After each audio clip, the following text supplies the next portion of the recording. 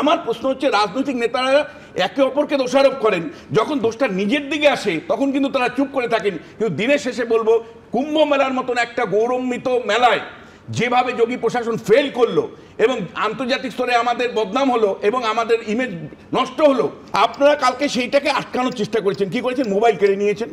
আপনারা মানে যারা মানে রিপোর্টিং করছিল তাদেরকে ওখান থেকে তাড়িয়ে দিয়েছেন। আপনারা কার্যত সাপ্রেস করে এই জিনিসটাকে ধামাচাপা দেবার চেষ্টা করেছেন। প্রথমে বলেছেন মৃত্যু 10, এখন বলছেন 30। আমরা জানি না সেটা 100-তে গিয়ে থামবে কিনা।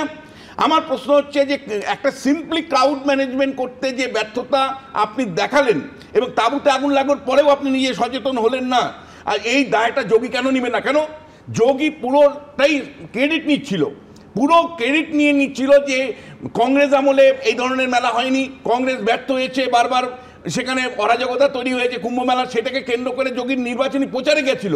আজকে আপনার যখন পরীক্ষা, তখন সেই পরীক্ষা আপনি ফেল করেছেন, ফলে আপনার সেই দায় নিয়ে আপনার তো পদত্যাগ করা উচিত।